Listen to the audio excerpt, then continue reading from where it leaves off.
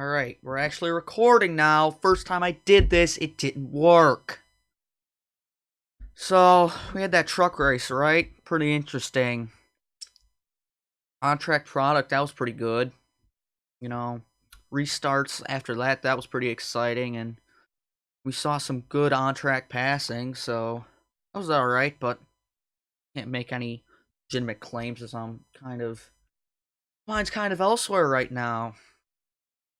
Do have to thank Justin Haley and GMS team putting out good trucks, getting that win. About that win. All my drivers got screwed. Every single one got screwed. Terrible. And I can't yell, but if I could, I'd be screaming right now. So much happened.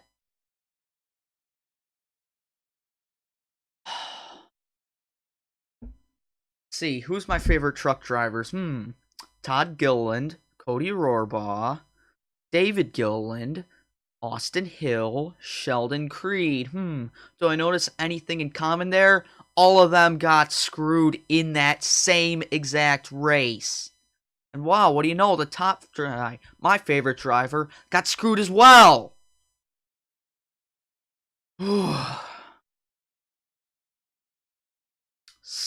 Started off here chronologically. Why not?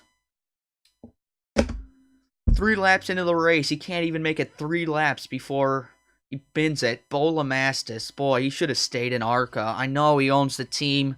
I'm a DGR Crosley kind of guy, as I support David Gilliland, but oh my god, you can't even drive 5 laps without wrecking that. That's some serious ill talent there, and I would have rather seen Chris Eggleston on the car.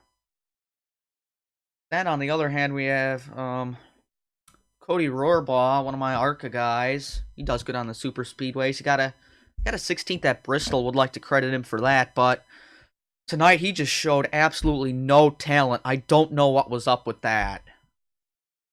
First off, I think he spun it, and then later in the race he spun it, and then almost spun it a 3rd time. So I don't know what happened with him, but that was just incompetent then.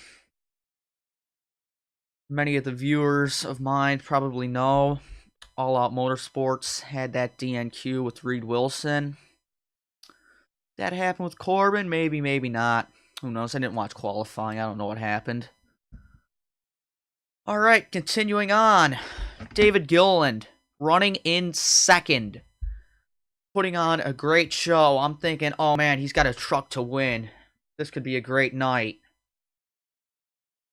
Yeah, no. Just gonna slide up the track off 2 and just slam the wall. Yeah, no. Because why can nothing good happen? I'm just thinking, oh man, how much more of this is gonna happen? Just thinking at this point, what's gonna happen next? This time of the race, Todd Gilliland was moving up through the back markers, and I'm like, oh yeah, arguing with people on Discord and stuff. Oh yeah, Todd Gilliland's actually got talent. Never would have guessed that. And they're like, no, he sucked. But also, I believe around this time was when Johnny Sauter had his tire go down, and that was one of only 2 highlights in this entire race was Johnny Sauter having issues. I'm not a big Sauter fan. I mean, I was in the past, but he's just kind of been in on me, and like a lot of guys I like in trucks now instead of him. So, kind of nice to see the 21 not be the top GMS car tonight. And I'd have to say GMS threw out a lot of top trucks. Tyler Dipple wasn't much of a factor. And then, what do you know? Sheldon Creed takes the lead. Sheldon Creed. So, I think another caution happened. I want to say this was oh yes, this was it. It was a stupid crash because Corey Roper, I believe that's his name, and the 12 of Tyler Young get into the wreck in like turn 3, and it lasts all the way off of turn 4, and Johnny Sauter again gets caught up in drama. made me a little happy. But then Noah Gragson got damaged, and I don't know. To me, a lot of people kind of misunderstand Gragson. I mean, I like him just because he has an actual personality, something you don't see a lot of today's drivers. And I know, ooh, his his personality's controversial. Ooh, he tries to wreck people for the win and wrecks himself trying, but he's trying. I don't mind it. Let him race.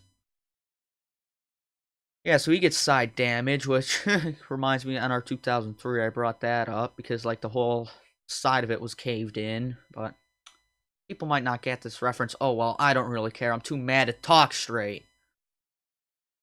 So, yeah, here, they come down to the pits, and what do you know?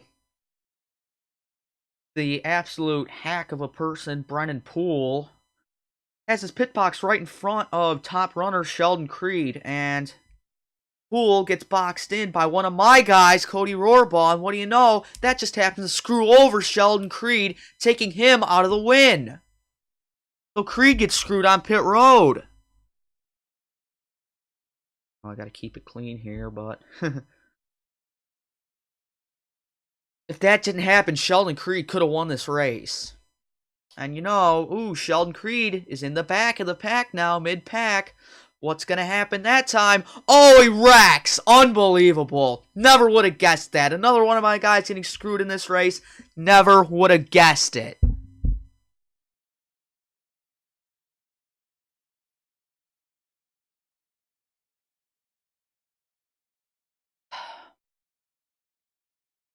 Sheldon Creed. Kid's got talent, and I mean, he's not really a kid, but he's got talent, and hopefully GMS picks him up for a full-time seat next year because he could be a legitimate threat at the championship. So now, out of all this, Cody Rohrbaugh somewhere in this spins again, but stage 2 ends under caution, which means both stages ended under caution, actually. Well, not final stage, but who calls that a stage?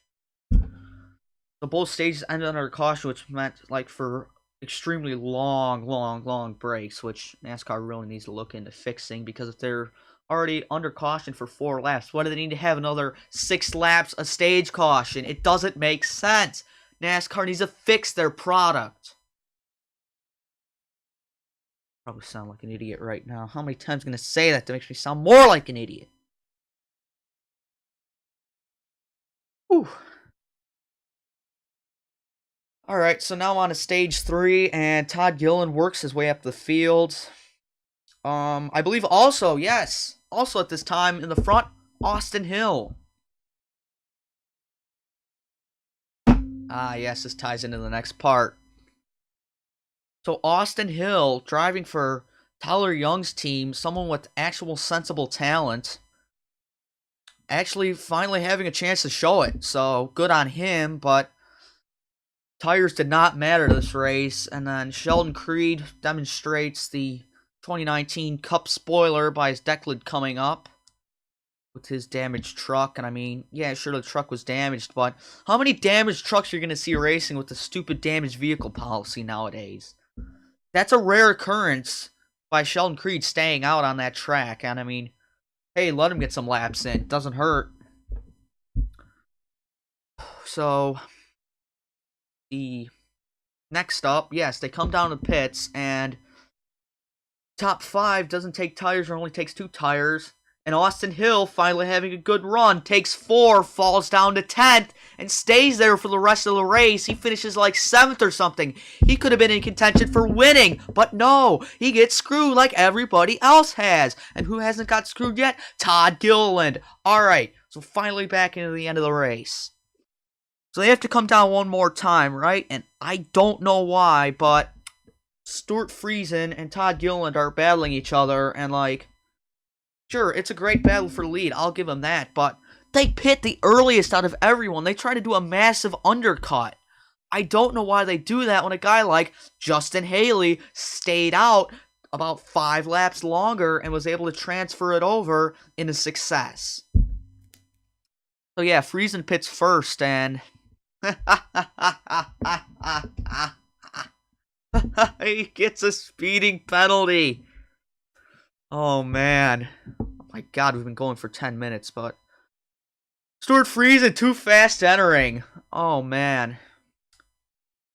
This meant Todd Gilliland home free. Home free in that number 4. Oh, God.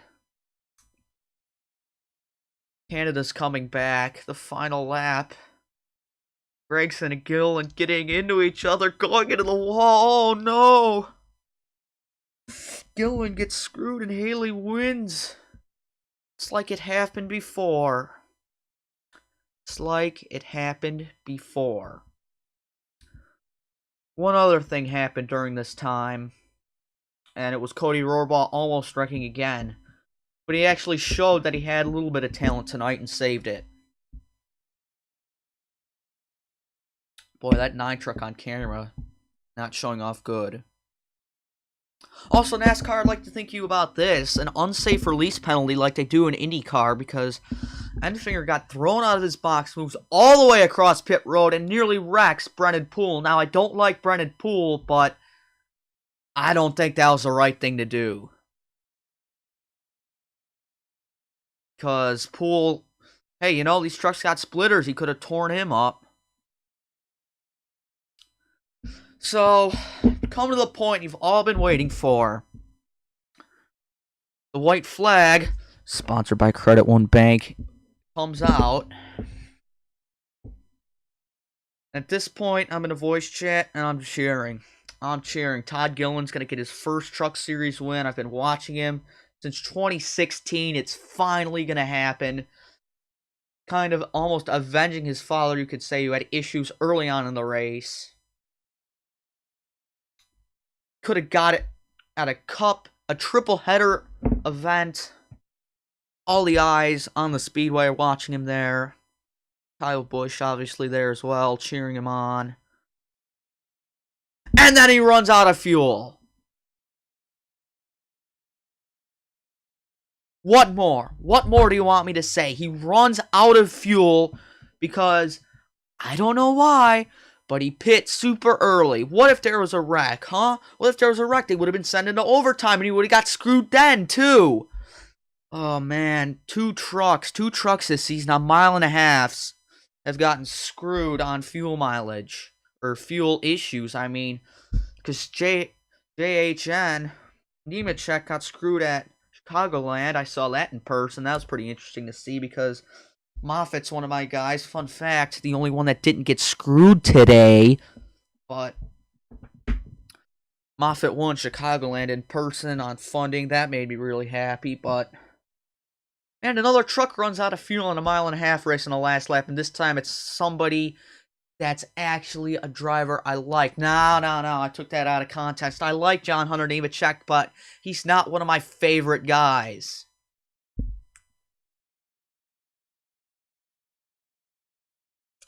Oh my God.